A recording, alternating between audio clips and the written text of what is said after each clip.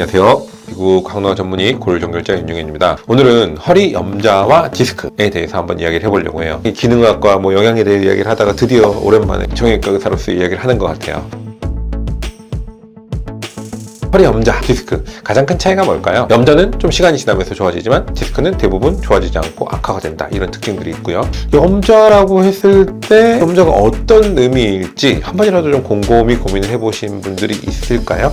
염좌라고 했었을 때는 근육이나 인대의 손상을 이야기를 하거든요. 교통사고가 나거나 이러면서 손상이 됐을 때 흔히 우리가 삐끗했다 그러잖아요.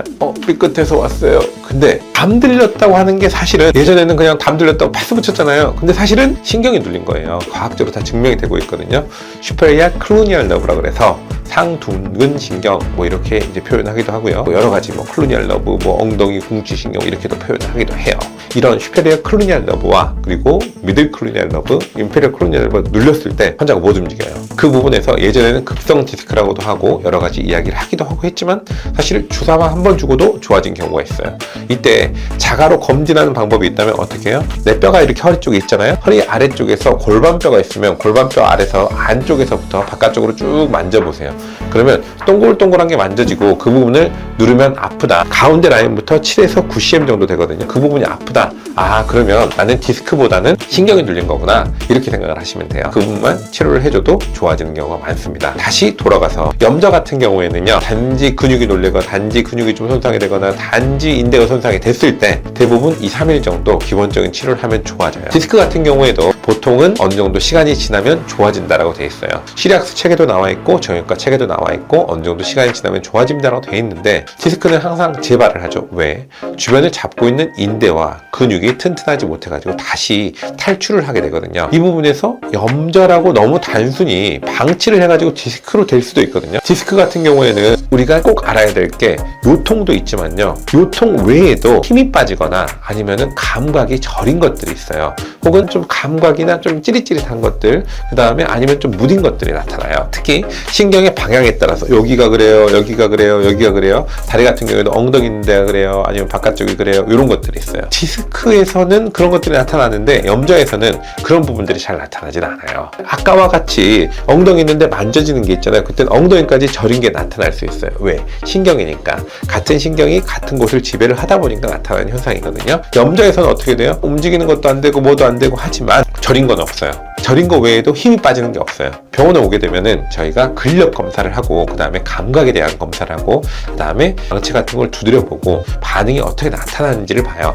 이런 거를 보고 이게 디스크가 있는지 없는지 판단을 하고, 그 다음에 치료를 어떻게 들어갈지를 결정을 하게 됩니다. 디스크와 염좌라는 거를 구분을 하지 못하면 여기서부터 어떻게 치료를 해야 될지 모르잖아요. 많은 분들이 염좌인지 알고 삐끗했어요, 약 먹었어요, 1년 전에 한번 그랬어요, 6개월이 됐어요, 3개월이 됐어요, 점점점 간격이 짧아져요. 이거는 디스크라고 보시면 좋아요. 디스크가 재흡수가 되면서, 즉 얇아지게 되면서 그 주변에 있는 역학이 다 망가지거든요. 그러면 디스크가 망가지고 역학에 손상이 끼치게 되면은 그건 계속 재발을 하고 결국 협착으로 발전을 하게 돼요. 잘 모르겠다? 병원 가서 엑스레이 찍어보고 근력 검사랑 감각 검사를 꼭 하세요.